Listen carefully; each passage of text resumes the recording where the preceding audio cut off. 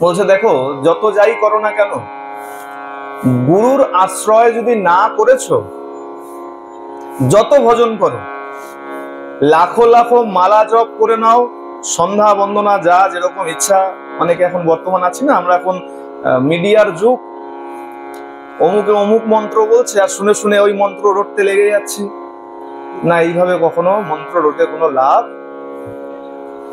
মন্ত্রের জন্য তোমাকে গুরুকরণ অবশ্যই করতে হবে, হোক পঞ্চাক্ষর মন্ত্র, হোক দ্বাদশাক্ষর মন্ত্র, যে মন্ত্রই হোক না কেন, তোমাকে তার জন্য গুরুকরণ অবশ্যই করতে হবে। আর গুরু যদি না ধরেছো তাহলে তোমার কোনো গতি নাই। আশ্রয় করতে হবে। আশ্রয় করিয়া ভজে তারে কৃষ্ণ নাহি ত্যাজে, আর সব বাকি তো আপনারা জানেন, বাকিটা আমি বললাম, তাই তো, মরে অকারণ, ঠিক তো? তাহলে আশ্রয় করে ভজন করতে হবে। একটা খুব সুন্দর প্রসঙ্গ মনে আসছে। বিষ্ণু শর্মা বলে একজন লেখক ছিলেন, পঞ্চতন্ত্র পড়েছেন তো? কে কে পড়েছেন এখানে পঞ্চতন্ত্র? এই পঞ্চতন্ত্রে বিষ্ণু শর্মা খুব সুন্দর একটা কাহিনী বলেছিল, শিক্ষণীয়।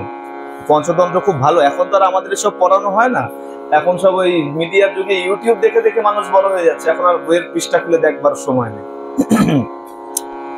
বনের রাজা হলো সিংহ, তাই তো? একদিন এক ছাগল কোন এক জঙ্গল থেকে আরেক জঙ্গলে এসে পড়েছে। আর এসে যখন পড়েছে, ছাগল চিন্তা করছে, এই জঙ্গলে শুনেছি খুব হিংস্র এক সিংহ আছে, যাকে পায় তাকে খেয়ে নেয়। এখন কি করা যায়? এসে যখন পড়েছি, কিছু করার নেই, এখন এখান থেকে কি করে বেঁচে ফেরা যায় সেটা এখন চিন্তা করি। হঠাৎ করে একটু এগিয়ে যখনই গেছে, আর একটু এগোতেই দেখছে সত্য সত্যই সিংহের কথা শুনেছে, এক বিশাল বড় সিংহের থাবার চিহ্ন মাটির মধ্যে পড়ে রয়েছে। ছাগলের হঠাৎ করে বুদ্ধি এসেছে মাথায়। কি করেছে? ওই যে থাবার চিহ্নটা, ওই চিহ্নের সামনে চুপ করে বসে গেছে। একটু মন দিয়ে শুনবেন, পঞ্চতন্ত্রের কথা কিন্তু খুব শিক্ষণীয় গল্প। থাবার সামনে চুপ করে বসে গেছে ছাগল, আর বসে গিয়ে এখন চুপচাপ চিন্তা করছে কি করা যায়, কি করা যায়। এই যে চিহ্ন দেখছি, এটা নিশ্চয়ই সিংহের চিহ্ন, আর যদি আমার সামনাসামনি হয়ে যায়, আমি একদম সোজা তার পেটের মধ্যে। চুপচাপ বসে আছে। হঠাৎ এর মধ্যে এক শিয়াল এসে উপস্থিত। শিয়ালকে আমরা ধূর্ত বলি, সব থেকে বুদ্ধিমান বলি। শিয়াল এসে যখনই বলেছে, আরে ছাগল ভাইয়া, এই যে তুমি এখানে চুপচাপে বসে আছো, তোমার মনে কি ভয় নাই? বলে কেন? বলে আরে এই জঙ্গলে এক হিংস্র সিংহ আছে, আমাদের রাজা, আর যদি বেহিসাবি করেছো আর যদি তার সামনে পড়ে গেছো, না জানি তোমাকেই ভক্ষণ করে নেয়। তোমার কি এতটুকু ভয় নেই? তুমি এখানে বসে আছো। বলে না না, শোনো, এই আমি সিংহকে নিজের মনে করে নিয়েছি, নিজের আশ্রয় করে নিয়েছি। বলে কেমন আশ্রয়? ওই যে পায়ের ছাপ দেখছো, আমি ওই পায়ের চিহ্নটাকে আমি দেখভাল করছি, রক্ষণাবেক্ষণ করছি। বলে আচ্ছা, তোমার সিংহের ভয় নেই? বলে না না, আমি তো সিংহের দলের, তা আমি যখন তার দলের, সে কেন আমাকে খাবে? বলে দেখো ভাইয়া, তোমাকে ভালো বুদ্ধি দিতে আসলাম, এখন তুমি যেটা ভালো মনে করো সেটা করো। শিয়াল চলে গেছে নিজের প্রাণের ভয়ে। ও বসে রয়েছে চিহ্নের সামনে, ছাপের সামনে, পায়ের যে ছাপ পড়ে রয়েছে তার সামনে। একে একে অনেক পশু এসছে, আর একে একে সবাই বুদ্ধি দিয়ে গেছে, কিন্তু ছাগল ওই একটাই কথা বলেছে যে আমি সিংহের দলের, আমাকে সিংহ কিছু করবে না, আমাকে খাবে না।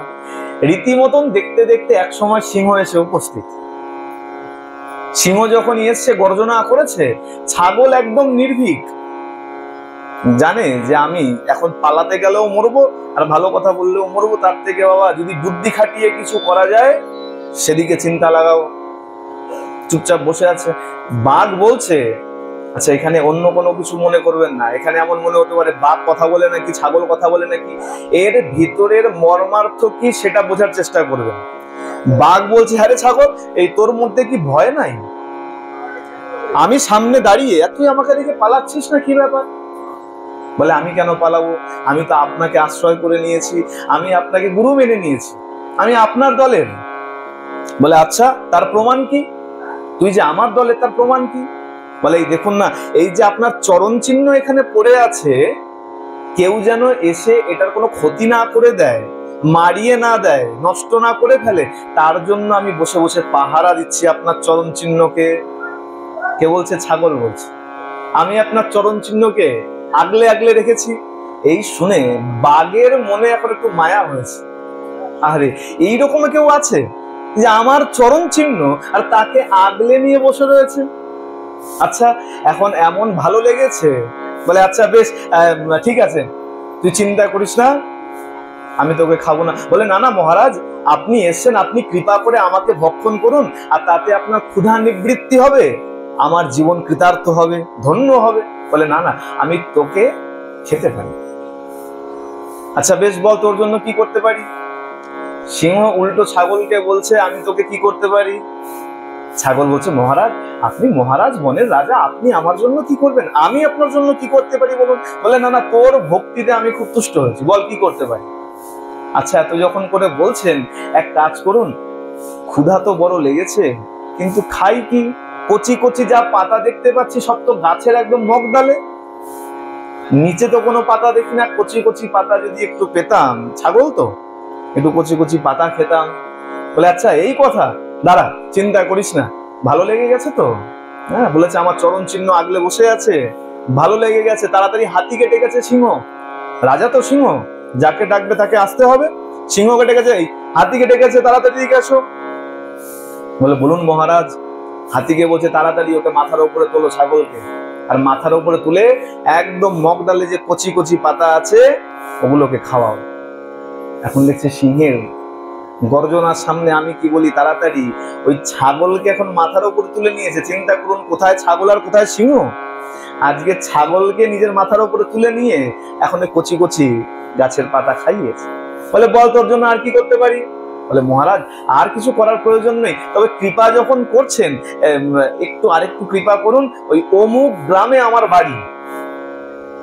অমুক গ্রাম নাম বলেছে কিছু একটা, মনে করুন এই বিরাটি নিমতাতেই আমার বাড়ি, কৃপা করে যদি আমাকে আমার গ্রাম পর্যন্ত ছেড়ে দেন। হাতিকে বলছে, শোন, এক কাজ কর, ওকে আর মাথা থেকে নামাস না, একদম সোজা ওকে নিয়ে গিয়ে ওর গ্রামে ছেড়ে দিয়ে আয়। এখান থেকে একটু বিচার করুন, যদি কোনো হিংস্র পশুর পদচিহ্নকে আশ্রয় করে কোনো ছাগল যদি সিংহের মুখ থেকে বেঁচে যদি তার সংসারে ফিরে যেতে পারে, আর আমরা যদি গুরুদেবের পদাঙ্ককে অনুসরণ করি, তাহলে আমরা কি গোবিন্দের ঘর পর্যন্ত পৌঁছাতে পারবো না? প্রেম সে বলো। এ কারণে প্রথমেই বলা হলো, আশ্রয় করিয়া ভজে কৃষ্ণ তারে নাহি ত্যাজে। প্রেম সে বলো। বলিয়ে সদ্গুরুদেব ভগবান কি। সবার জন্য একই কথা, গুরু করবে বলে পানি পিও ছানকে, আর গুরু করো জানকে। জল ছেঁকে খাওয়া দরকার, না হলে শরীর অসুস্থ হয়ে যাবে। আর গুরুও যদি না করণ ঠিক মতন করেছো, তাহলে এই জীবনটাও কিন্তু তোমার নষ্ট হয়ে যাবে। বলে গুরু ওহি जो नाम जपावे, गुरु वही जो विपिन वसावे, गुरु वही जो संत मिलावे, गुरु वही जो भववंत मिलावे। গুরু সে যে তোমাকে জপের প্রতি আকৃষ্ট করবে। ওই এসে দক্ষিণা দিলাম আর খুব খুশি হয়ে গেলাম, বা খুব ভালো শিষ্য পেয়েছি না। গুরু সে যে তোমাকে নাম জপ করাবে, সন্ধ্যা আহ্নিক বন্দনা ভজনের দিকে তোমাকে আকৃষ্ট করে তুলবে, ভজন উত্তরোত্তর তোমার কি করে বৃদ্ধি পাবে সেই দিকে ধ্যান দেবে, সে হলো গুরু।